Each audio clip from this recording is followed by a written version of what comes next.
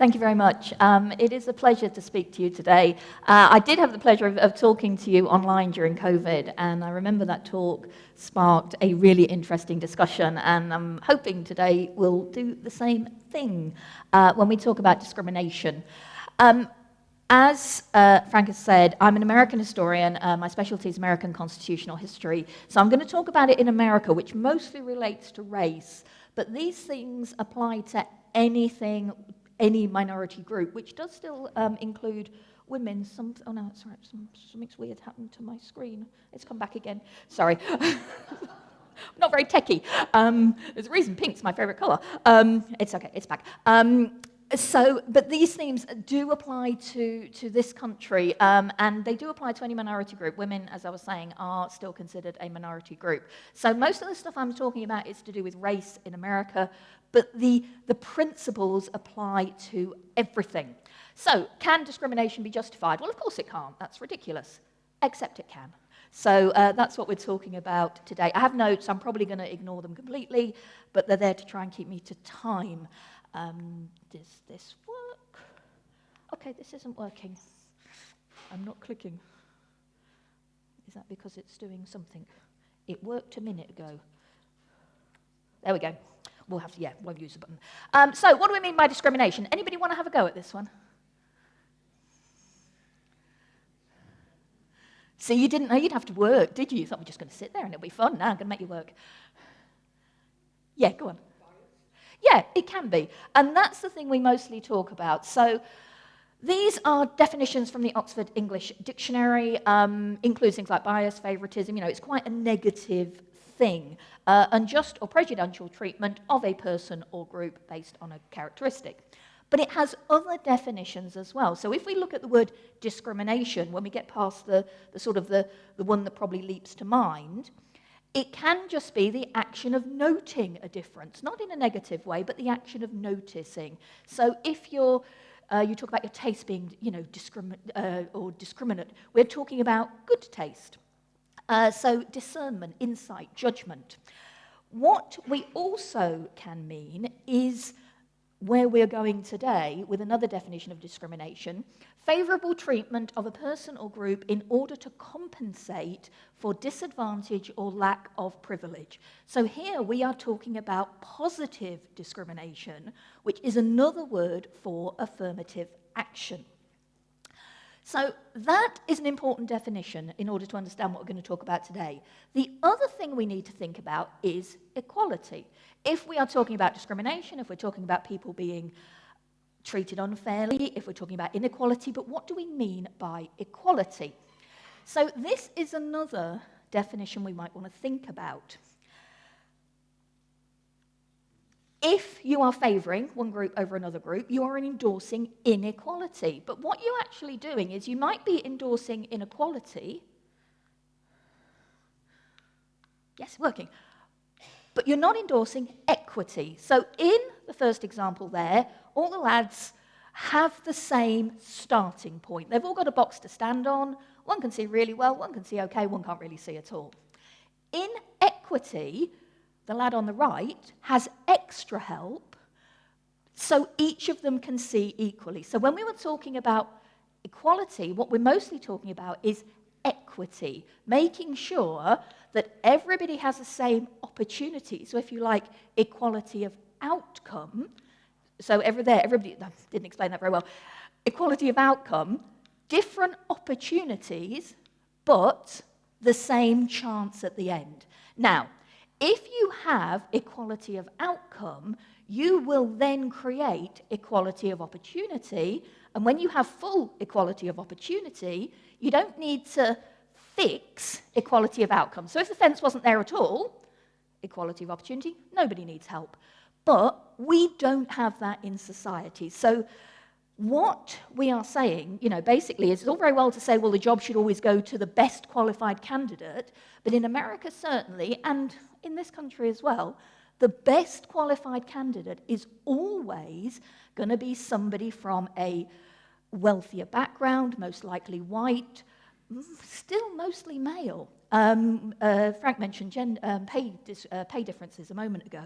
So they are always going to get the better jobs. Their children are always going to be better off. Their children will get the better education. They will get the better jobs.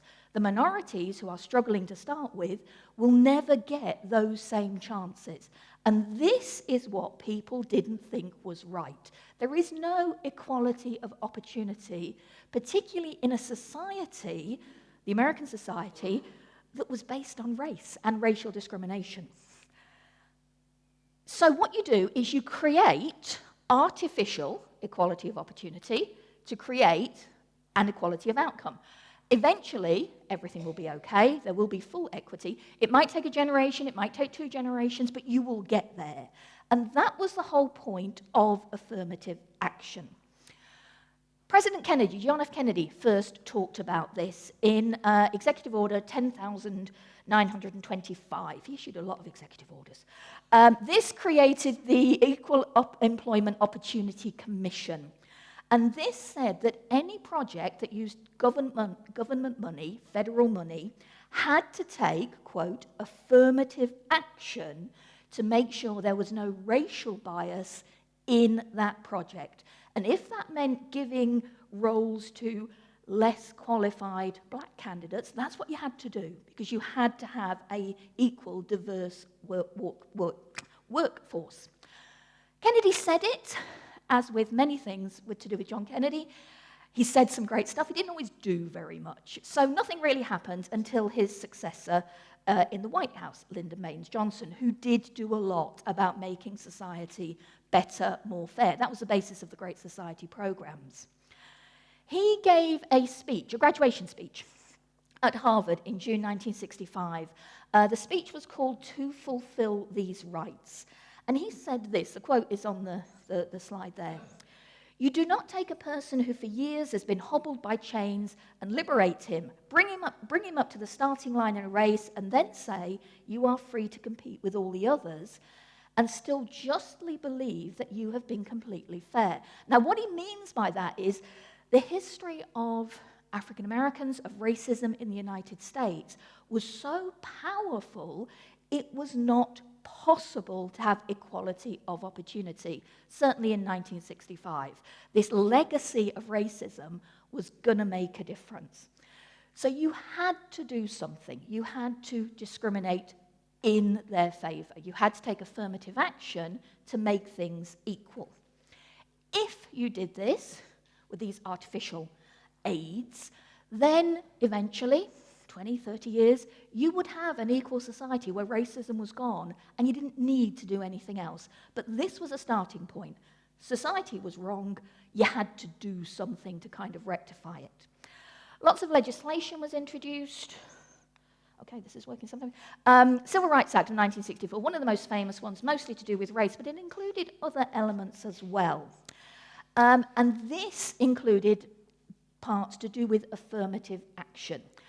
It was the first time that said you could not discriminate on the basis of race and put mechanisms in place to make that happen. It also included gender. So this, again, was the first time they started talking about gender discrimination, which the women's movement thought was great. The reason, before we get too excited, ladies, the reason gender is included, other things as well, as you can see, is because the white supremacists in the South thought the idea of gender equality was so horrific that if they included gender, people would vote against the act. But they didn't. They voted for the act, and the women's movement went, thank you. But that's why gender was included. Isn't that lovely? So discrimination is now illegal. You cannot discriminate on the basis of race, and you can, following Kennedy's order, positively discriminate to bring about racial equity. But in America, passing a law is only the first step. There is also the Supreme Court, whose job it is to decide whether those laws adhere to the Constitution. The Constitution is where sovereignty lies in the United States. It's not with the president, it is with these 4 bits of paper. If the Constitution says you can't do something, you can't do something, unless you amend the Constitution. That's another talk. So, these laws were passed taking affirmative action, and, not surprisingly, they were challenged. First challenge came in 1971, Griggs versus Duke Power Company. Now, what Duke Power Company had been doing was they'd had policies in place, or company policies, that said people of colour could only work in certain jobs, which was basically the menial jobs. You know, you could be a cleaner at the Duke Power Company, but you couldn't be an electrician if you were black. Excuse me. And they said that really explicitly. This obviously went against the Civil Rights Act. So what the Duke Power Company did was they brought in laws, or company policy, not laws, that said you had to have a certain educational standard in order, for example, to be an electrician. Now, given the state of education, certainly in this area, the lack of opportunity in schools for blacks, what this meant was virtually everybody who reached that educational standard was white. One or two blacks did qualify, but mostly they didn't, because the school system just wasn't good enough at this point. So, nothing really changed in the demographics of the employees at Duke Power Company.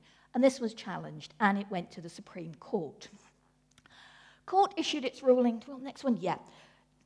I've put the full quotes up there, I'm just going to give you the quick summary. In 1971, the Chief Justice, Warren Burger, issued the opinion of the court, and he said, no, this new policy is unconstitutional. It might look like it's equal, because it's nothing to do with race, it's about education. However, the intent of this new policy was to keep people of colour from the higher jobs, because the company knew that they would not have the educational standards. It wasn't about having an educated workforce. I'm struggling saying workforce today. It wasn't about having an educated workforce. It was about, the intent of this new policy was to keep a white workforce. And that was not okay. That violated the principles of the Civil Rights Act. So he went on and he said something else, and it's to do with this. So he said, not only is this unconstitutional, what he said, and the Supreme Court is the person who interprets the Constitution, the Supreme Court is the one who really makes the law, he said companies not only couldn't do this, but they had to go further. They had to take affirmative action to ensure there was a diverse workforce. So if, for example, in a town, 30% of the population was black, then 30% of the employees, more or less, at every level in that company should be black. And if they weren't, you had to fix it. You had to, employ somebody and then train them. You didn't worry about whether they could do the job to start with. You gave them a job, then you trained them. You had to take positive action, affirmative action, to ensure that your workforce represented the community correctly. So with this, the court said, despite, or maybe because of, the principles of equality in America, America was not equal, and it was constitutional to discriminate in favor of minorities. Affirmative action, totally constitutional. Lots of laws were brought in as a result of this. Back to my equality equity picture, just to have a picture. Throughout the United States, in companies, as well as education. Education is the big one, we'll get to that in a minute. But to try and have this kind of outcome throughout the United States. All minority groups, women as well, benefited from this. Benefited? Discrimination was rectified, inequality was rectified. I don't like to say benefited, it sounds wrong. But all sorts of minority groups, including the poor, women, some religions, the old days of certainly Boston, no Irish need apply, all of that was gone. This was constitutional to prevent ongoing and future discrimination. But, of course, this is discriminatory against whites. So, to go back to my word benefit, blacks were doing better, they were benefiting from this policy, but whites were losing out. There's still only one job, and the white person might be more qualified, but they're not getting the job. Most white people went, that's fair enough. Actually, we've benefited through the years. There's a thing called white privilege, which we can talk about if there's time at the end. And we actually want a good, fair, equal society. So if we have to take a step back for a few years, that's fine. We've had the step ahead for generations. Totally okay. But not every white person thought like that. So what is often considered the landmark case until this year in the United States is a Supreme Court ruling in Regents of the University of California versus Bakke. His name's Alan Bakke. I have this thing about calling him Steve, but his name's Alan. So if I call him Steve, don't. It's Alan. So apologies for that. Alan Bakke was a student, and he applied to the university, the medical school, Davis Medical School at the University of California. Now, what Davis Medical School had been doing, like many universities, is they had looked at their admissions policy, and they'd said, oh, gosh, look, you know, nearly everybody's white. We need to do something about that. So they brought in various policies or various practices into their admissions policy to ensure that minority groups were better represented. What Davis did was bring in a policy to, which they designated, this is a quote, as to benefit those who were, quote, economically and or educationally disadvantaged. So they didn't mention colour, but it was to do with money and state, you know, standard of education, which, of course, disproportionately affected people of colour. What they said is, if you fell into these categories, economically or educationally disadvantaged, your scores, your scores from high school, your grade point average, could be lower than for white students because there was a reason it was lower, that wasn't your fault. And they also set aside 16 of the 100 places that were available and said those 16 places can only go to people who fall in these categories. 1973 and 1974, Alan Bakke applied to Davis Medical School, applied 2 years running, got turned down both times, even though his scores, his grades, his application was really good and better on paper than some of the people who had been accepted. So he took the university to court. The case ended up at the Supreme Court because he said his 14th Amendment rights, the 14th Amendment is the one that guarantees every American citizen gets treated equally. He said his 14th Amendment rights were being violated by this policy. He was being discriminated against. And to be fair, he was right. He was. So he took the university to court, claiming, as I said, he was a victim of reverse discrimination. The California Supreme Court agreed with him and said, yep, you are a victim of discrimination. Bad.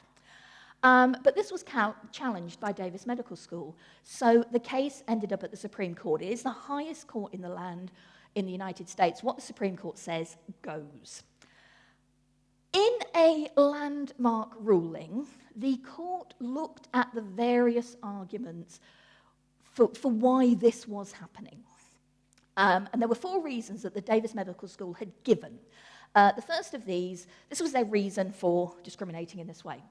The historic deficit of traditional disfavored minorities in medical schools and the medical profession. They said that's what they were trying to redress. Supreme Court said, irrelevant. Justice Powell, who delivered the opinion of the court, said preferring members of any one group for no reason other than race or ethnic origin is discrimination. You can't do that. Second reason, to counter the effects of social or societal discrimination. Society is racist, we want to do something about it. Supreme Court, no, not your job. You can't do that. It is not up to you. It's not the university's job to sort out society. It's somebody else's job. Third reason they gave, to increase the number of physicians who will practice in communities currently underserved. In other words, if we train more black doctors, there are likely to be more doctors in black communities or poor communities. Supreme Court, irrelevant. There is no evidence that that would happen. So that wasn't considered a good enough reason to discriminate either. Reason 4, to obtain the educational benefits that flow from an ethnically diverse student body. And this is where the Supreme Court ruled a bit differently. They said, yeah, you can do that. That's absolutely fine.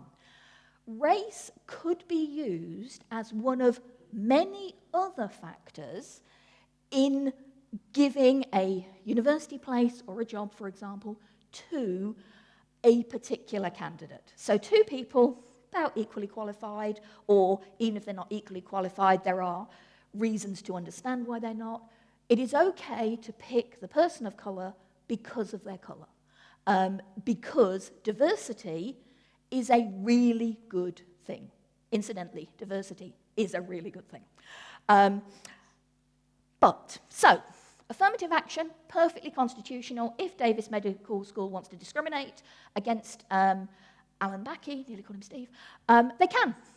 However, while the policy was okay, in this particular case it wasn't, because Alan Backey had only been able to apply for, or only been eligible for 84 out of 100 places. Remember, 16 was set aside for people of colour. People of colour could apply to all 100. And that wasn't fair. So basically, in principle, they said affirmative action was okay, but in practice, in this particular case, because of this technicality, it wasn't. So yes, in principle, you can discriminate, but you can't discriminate against Alan because he had not been allowed to apply for all 100 places. So he had to be given a place at Davis Medical School, which he did. He took it. He qualified in 1982. He moved to Minnesota and became an anesthesiologist. So for anybody who likes follow-up from story, more likes to know what's happened to people. I always like to know what's happened to people. But affirmative action was okay. And that's pretty much how the court has ruled from that time on, or how it ruled for several years, until 2003. Affirmative action in principle is okay, but when white people took a case to the court, in that particular instant, for that particular person, there was usually a technicality that meant they got what they wanted as well. First real exception to that came in 2003. So we've gone from 1978 to 2003, quite a few years later. This was a case of Grutter versus Bollinger, heard by the Supreme Court. Sandra Day O'Connor, first woman appointed to the Supreme Court, delivered the opinion of the case. Now, in this case, Barbara Grutter, who was a white woman, applied to the University of Michigan Law School. She claimed she had been rejected just because she was white, and her case eventually reached the Supreme Court. Sandra Day O'Connor, sorry, I clicked too quickly, or anyway, pretend that bottom bit isn't there for now. Sandra Day O'Connor delivered the opinion of the court. Now, what she said was, what the university doing was fine, and it was fine in this case as well, so no individual exception in this case. She said, student body diversity is a compelling state interest that can justify the use of race. So what the court was saying here is you can discriminate providing you have a really good reason. So then you are allowed, and ensuring diversity in the student body is a really good reason. So yes, you have rejected, oh, I'm so sorry, I don't know why this is doing this. Okay, you have rejected Barbara Grutter because she's white, but that's okay, because you have a good reason for doing so. She went on to say that she did not think affirmative action would be constitutional forever, however. And what she said is, 25 years from now, she didn't think the use of racial preferences would be necessary. So this was a limited thing. If you remember when we talked about Lyndon Johnson, we're talking about, in a generation or two, things will be better. Well, we're a couple of generations on, but Sandra Day O'Connor is making the same point. In 25 years' time, I don't think we'd be ruling the same way, because by then, it should be sorted. We should have a society that is not racist. That is what she meant. Hold this thought, we will return to it. Justice Clarence Thomas, who is African-American, the second, I think, African-American appointed to the court, he disagreed entirely. He said that affirmative action was unconstitutional, always had been, always would be, completely disagreed with it. 10 years later, so we're now sort of getting to halfway through Sandra Day O'Connor's 25 years, a similar case was heard. This was a case of Fisher versus University of Texas. In this case, another white woman, Abigail Fisher, sued the University of Texas because they had not offered her a place, and she said it was because she was white. Less qualified minority students had been accepted, she hadn't. Now, under the admissions policy at University of Texas, or University of Texas at Austin, UTA for short,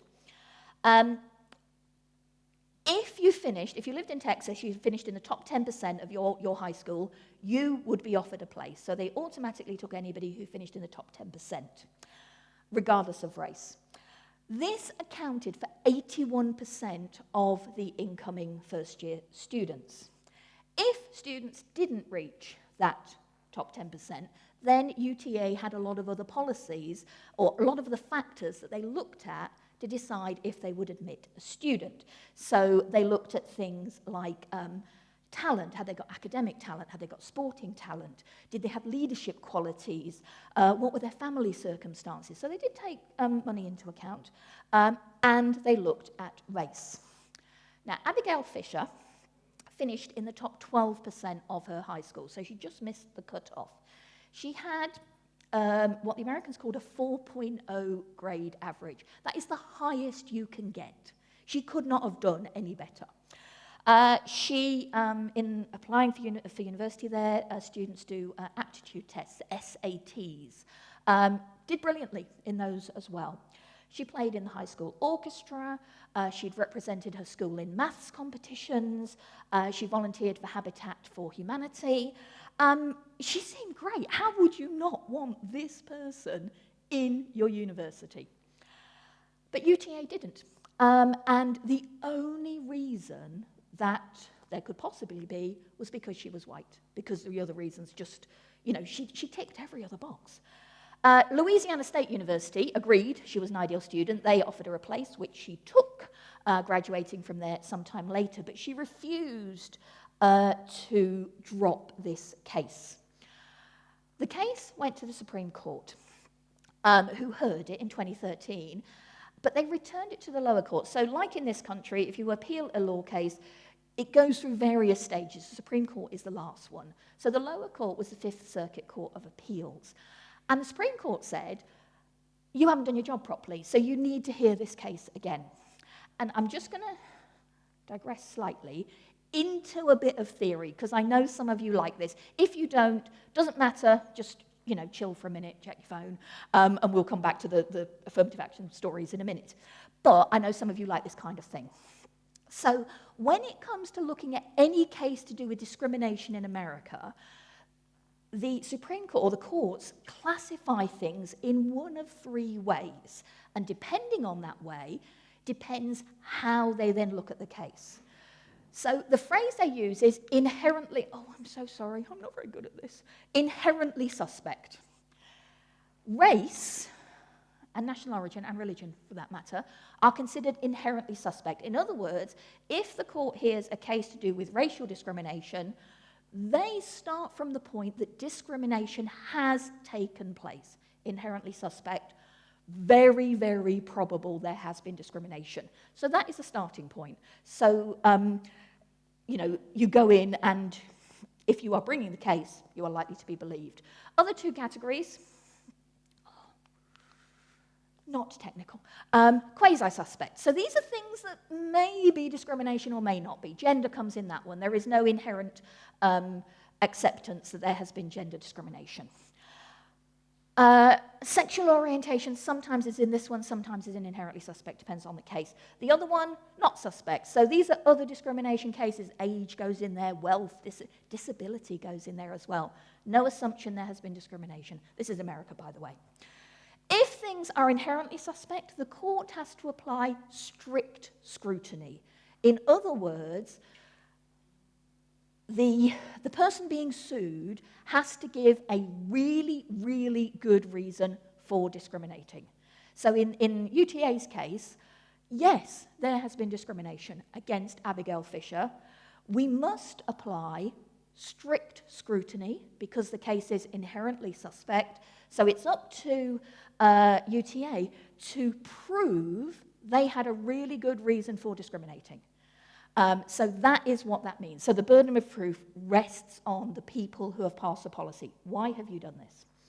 Applies the other way around as well. So going back to Duke Power Company, why have you brought in this educational policy? No good reason. Quasi-suspect, intermediate scrutiny, both sides have to make their case. Not suspect, ordinary scrutiny, as in most legal cases.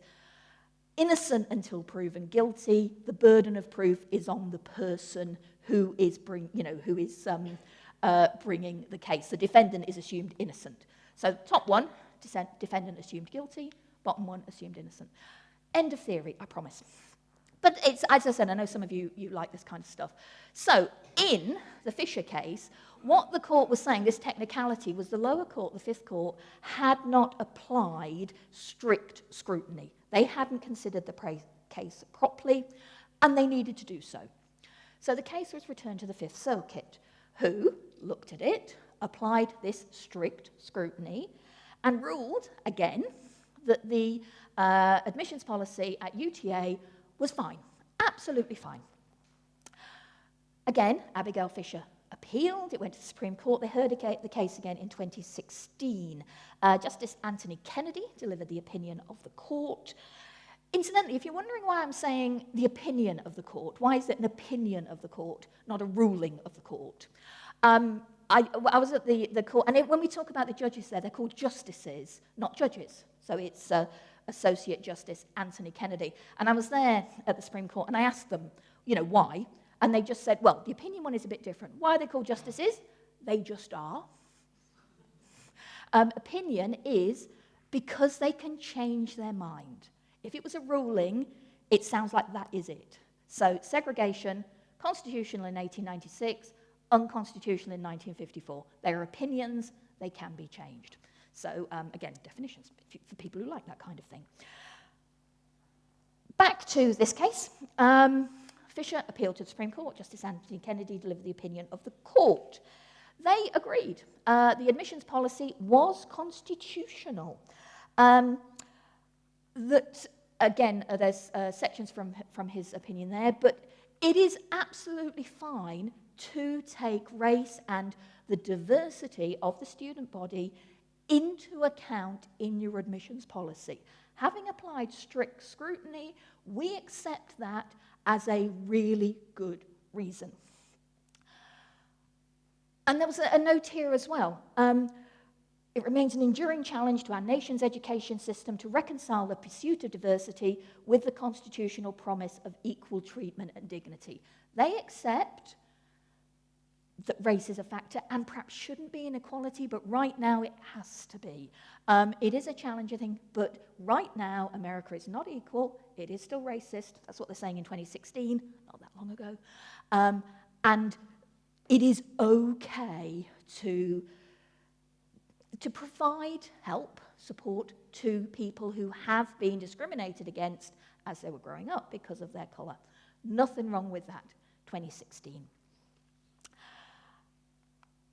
President Barack Obama, obviously first African-American president, he was delighted. I'm pleased that the Supreme Court upheld the basic notion that diversity is an important value in our society and having representation.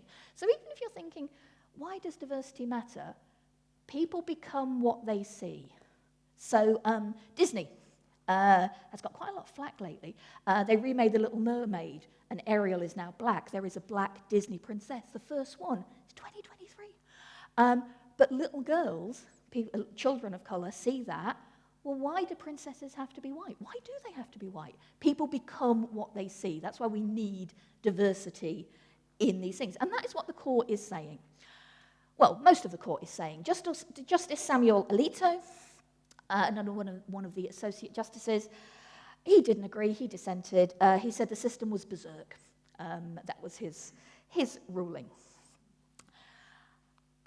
Back to Michigan. So we're going back to the Grutter case.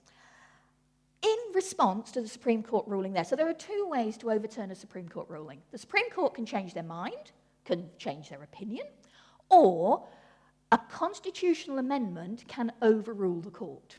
So what the voters of Michigan did during an election cycle, a referendum was put to them, Proposal 2, which amended the state constitution. So in the United States, there is a constitution that affects the country as a whole, but there's also a state government. So it's like the council, but way more powerful.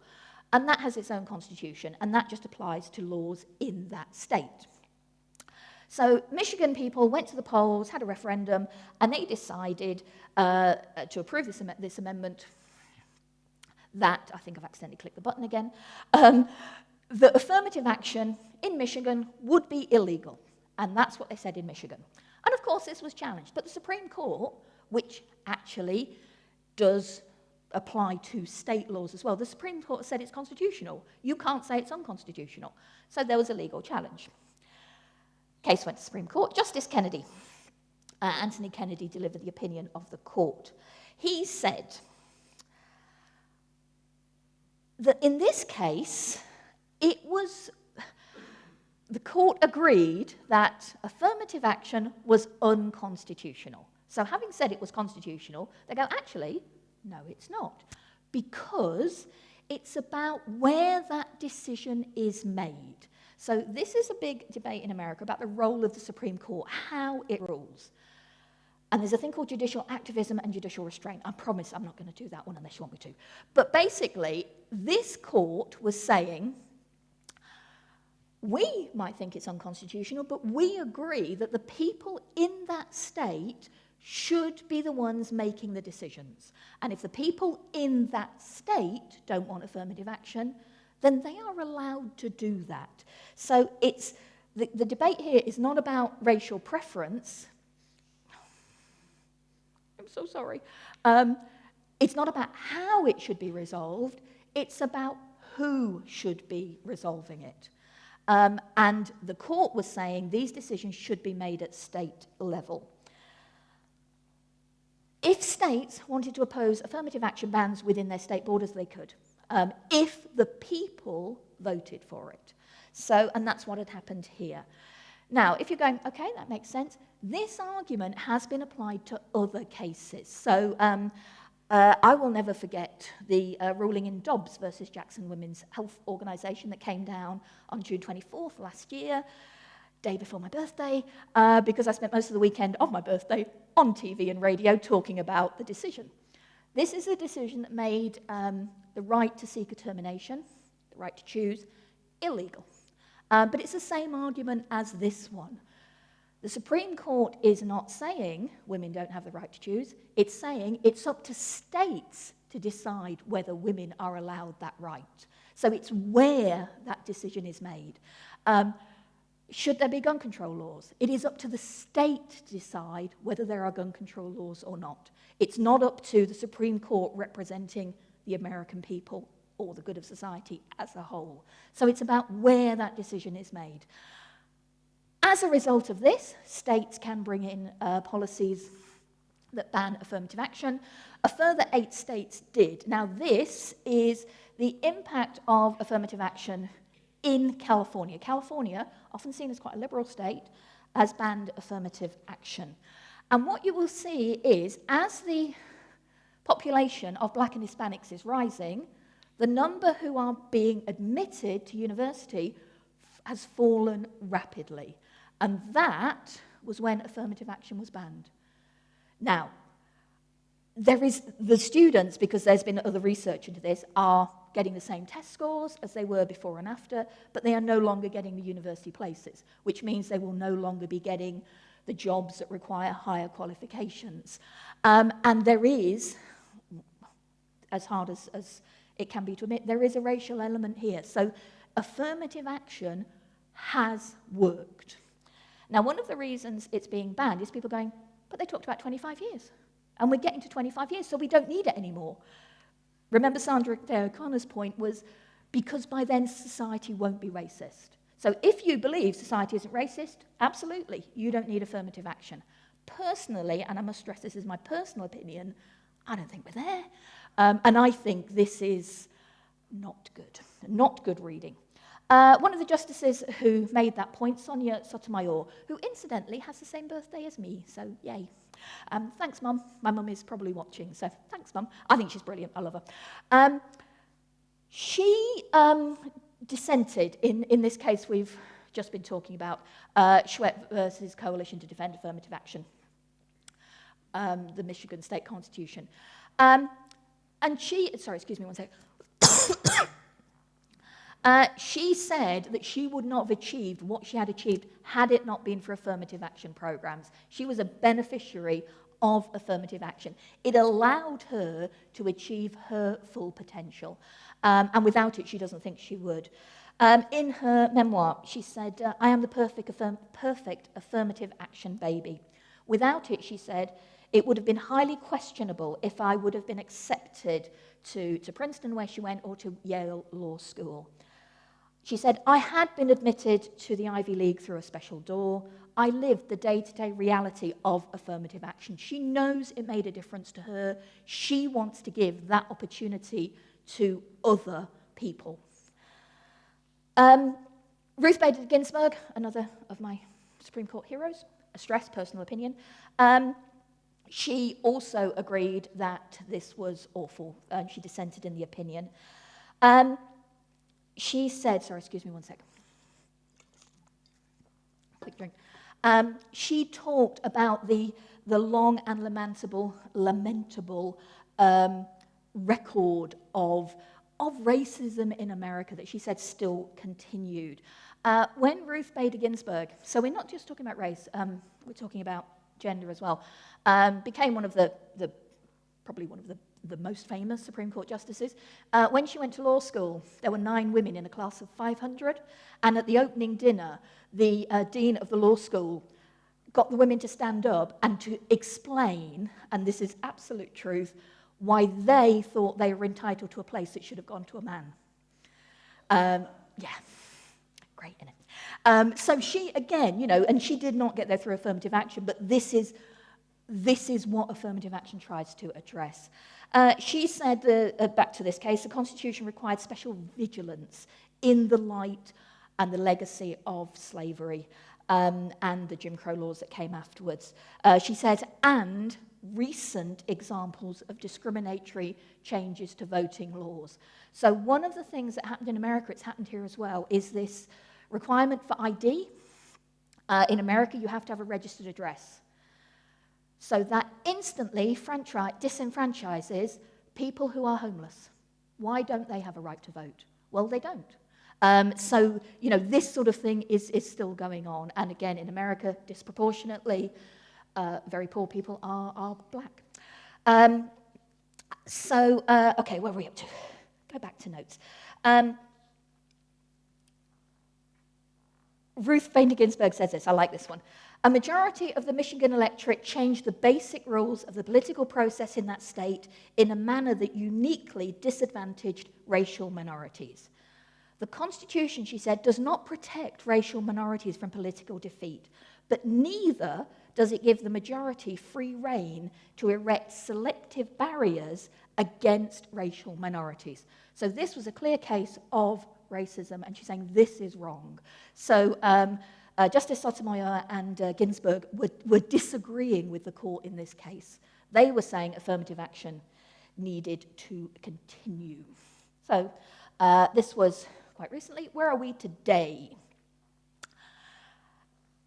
If you're white and wealthy in America, everything's good. If you're not quite as good.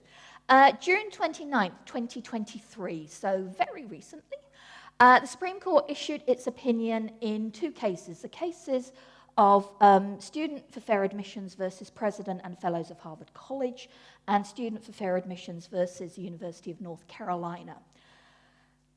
Student for Fair Admissions is an organization that was founded by a conservative right-wing group who want to promote the interests of white people because they think they are being discriminated against. And that is their publicized ethos. So it's student for fair admissions for white people is actually really what they're about. In the Harvard case, Student for Fair Admissions had said that the number of Asian Americans who were being admitted had not increased because of affirmative action. So rather than argue they needed to be included in affirmative action, their argument was, so we shouldn't have affirmative action. So that was their thing. North Carolina case, I don't know why I'm doing that, I'm so sorry. Back to this one. They said that race shouldn't be a factor at all. Affirmative action should not be a factor at all. Case went to the Supreme Court, issues its ruling in June just gone. By a 6-3 decision, the court said affirmative action was unconstitutional and should not be applied. Chief Justice John Roberts delivered the opinion of the court.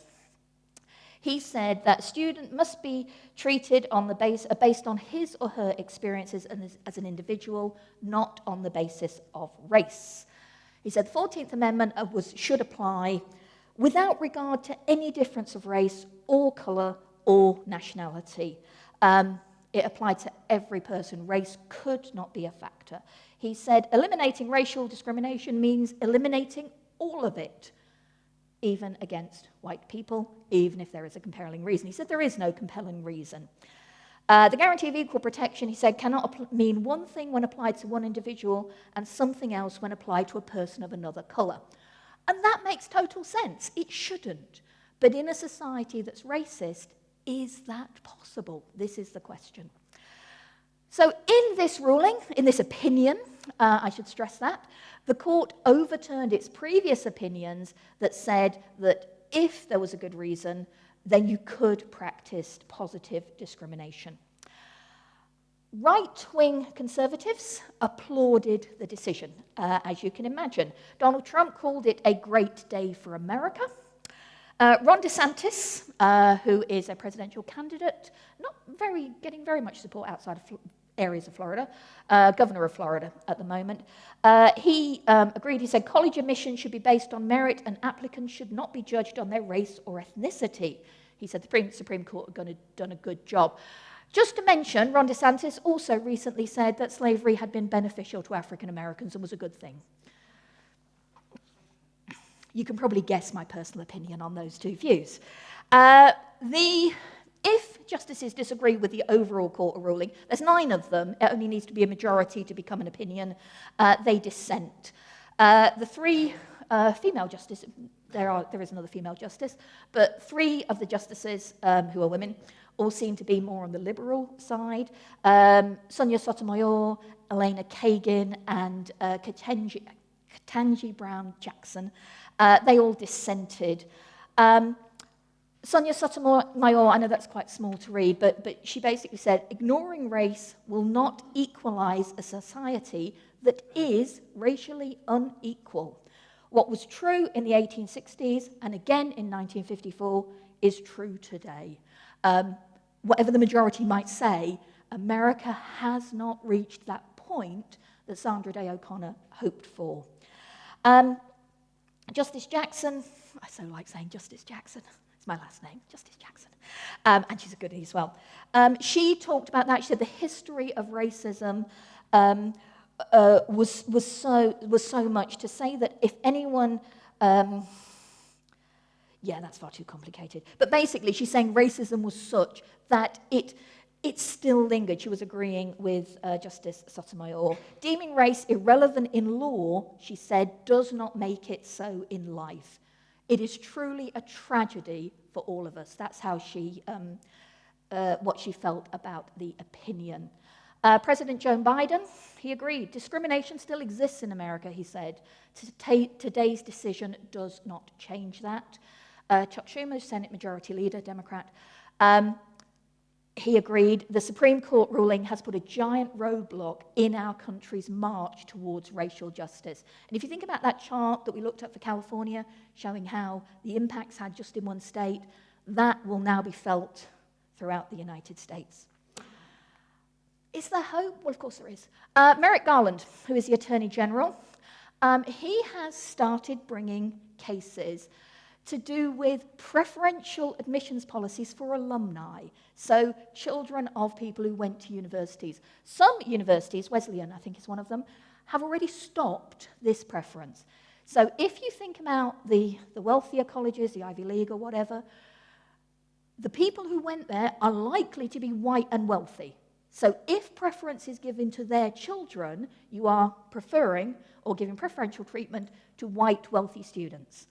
And what the Justice Department are saying now, and are bringing legal challenges, is if you cannot discriminate at all, you can't discriminate in favour of people who are white and wealthy. So if you can't do affirmative action, maybe there is another way. This has just started. So we will see. But it's, this is not, this acceptance of racism is not going to, it's not being unchallenged, basically. Conclusion, nearly there. Chief Justice John Roberts said in 2007, the way to stop discriminating on the basis of race is to stop discriminating on the basis of race. In her dissent in the Chouette decision in 2014, Sonia Sotomayor said, the way to stop discrimination on the basis of race is to speak openly and candidly on the subject of race and to apply the Constitution with eyes open to the unfortunate effects of centuries of racial discrimination. I personally, I have to stress personally, think there is still racial inequality. I think it absolutely is true in America. I think it's true in this country as well. But what do we do about that? It's all very well going, yes, it's unequal. How do we address that? Maybe affirmative action programs aren't perfect, but they were working. I'm with Justice Sotomayor, my birthday twin. She says we need to keep discriminating on the basis of race until we have equity and justice. And that is something we have to do. We have to accept our responsibility. We have to accept our role in society. Sandra Day O'Connor said in 25 years she hoped affirmative action would be gone, but her hope was there would be justice. It would not be needed. I don't think we have justice, so I think we need to support affirmative action programs. I think we need discrimination, and it can be justified. Don't matter what I think, though. What do you think? Thank you. Any questions?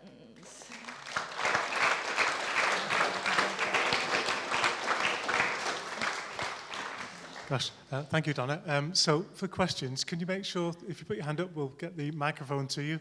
And that microphone is important so the people who are listening in at home can hear your question and then the subsequent answer.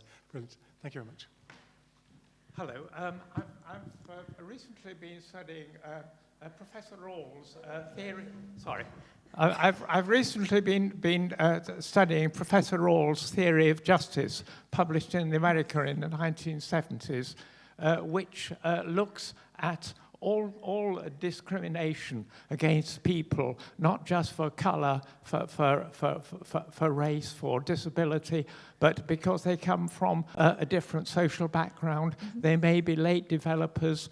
They may have highly intelligent parents. They may have inherited genes. They may have natural abilities. And that the state and all the institutions in making decisions that concern these people should take some account of those and to redress them. So his theory of justice is a total redressment of privilege. Have you come across Professor Rawls? I haven't, to be fair. Right, I haven't. okay. But that he is basically making the affirmative action argument. Now, yes. Maybe there are other ways, maybe there are better ways, but that society is unequal and that something should be done. The problem is, what is the something? But, yeah, that's fine. Yeah, he is absolutely making this argument that, I've moved the slide, but that's it. We don't have justice, and that's what we should all want. That's fine. Thank you. Any more hands? Hi. The states that banned affirmative action, do they go along Democrat and Republican Yes, pretty much. Yeah, I know we're not allowed to talk about politics, but yes, absolutely. You probably can guess which way I'm dual nationality, by the way. I'm American. You probably can guess which way I vote. But I'm not saying anybody else should vote that way. But yeah, it tends to be Democrats tend to support the policies. Certainly the right wing of the Republican Party tend to not want them. It's why there's a lot of things where I go, my personal opinion. Hello, my name is Cyril Langman. I worked for ICI. Oh, cool. Who probably most of you have heard of, no longer exists. But in its later days, I was working for ICI Americas in Wilmington, Delaware. Worked there for 6 years. And towards the end of that, the bombshell struck because the federal government decreed that ICI did not have the correct or an acceptable mix of racial groups. In fact, they were about 30% deficient in black people. They had to rectify that within 1 year, otherwise all government funding would be withdrawn from them. And just describe the practical difficulties of that. It meant they had to increase their workforce by about 30%, even though they didn't need to do so, so they would be less effective in competing against their great rivals DuPont, who happened to be in the same city. And they were already well stocked with their share of black people. Just to describe how that had happened, when black people were graduating from universities and wanted to join the chemical industry, the only company they knew of was DuPont. That's where their colleagues had gone before them. There were none of these people in ICI, so they didn't go there. So that's what ICI were ordered to do. And as you've described, you couldn't just bring them in at the lowest level of the company. They had to be in all the different tiers of management. Mm-hmm. And to do that, that would mean the employees who've been there for a while felt badly done by because all their promotion prospects had suddenly gone. So it was a very, very unsettling and difficult time. In the end, it didn't matter because ICI effectively went bust, not because of that, but because of other considerations. So they never had to live through the consequences of that. But I say that to share with you the consequences of affirmative action. Yeah. In that case, it was absolutely disastrous for all the employees who were still there. And this is the problem, this is the challenge. It was disastrous for those employees, for those companies, but if you don't try to address racism, is it more disastrous for society as a whole? There is no easy answer to this, and there really isn't. It's why I thought you might all enjoy it. You know, there isn't a right answer or a wrong answer, because there are always losers, but so do you do nothing? I mean, and I don't know the answer to that. I think we do something. I'm not saying affirmative action is the right thing, but it was something and it made a difference. But that is the impact. There is an impact, of course there is. Hello, my name's Carmen Howells. I thought it was really interesting that you made the differentiation between opinion and ruling.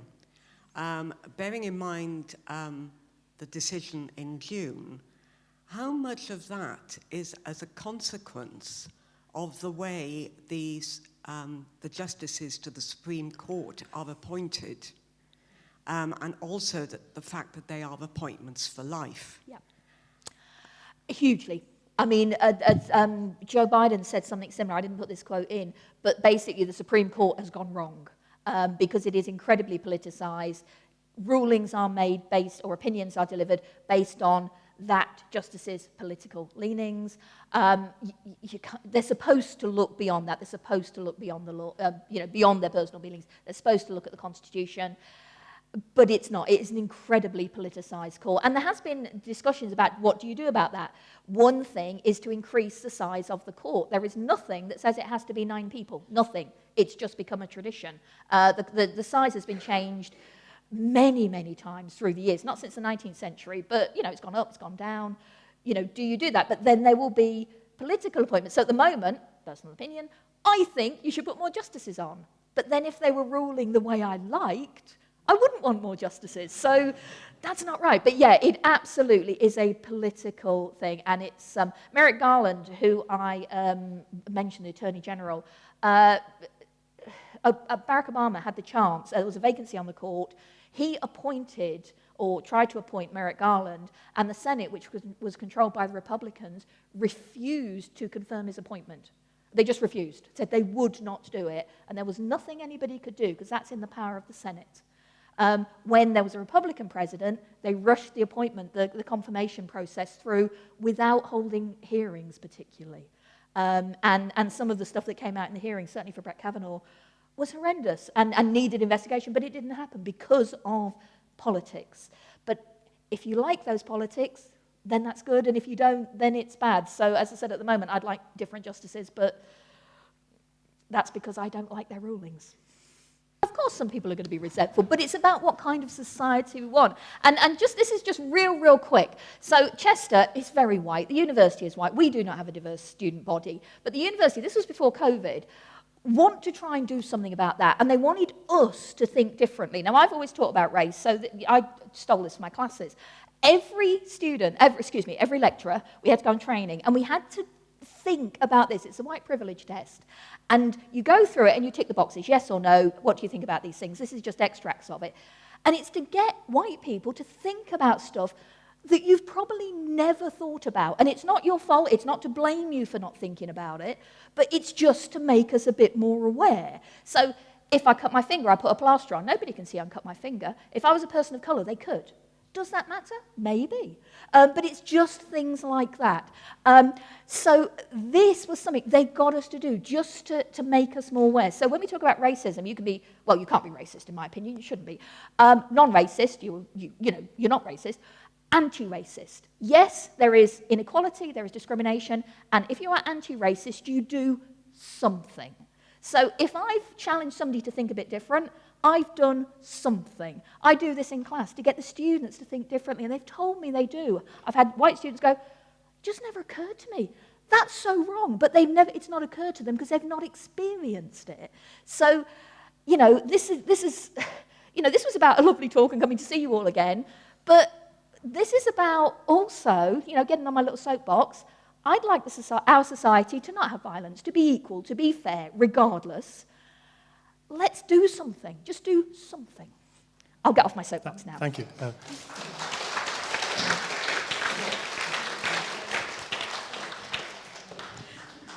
Donna, that was great. Thanks very, very much. I mean, you've made us think. You've provoked us into responding and so on. You've made me wonder what the hell the Supreme Court is about. When in the middle of the talk, you told us that it was subsidiarity and the states could decide everything. So I'm questioning what the Supreme Court is actually for and why anybody pays any attention. I'll come back next year if you like. Yeah, I'm sure that's another lecture. Yeah. That's just a show. I was listening. So thank you very, very much. And you may have been here before, but you've been very welcome this time as well. Thank you. It's been an absolute pleasure.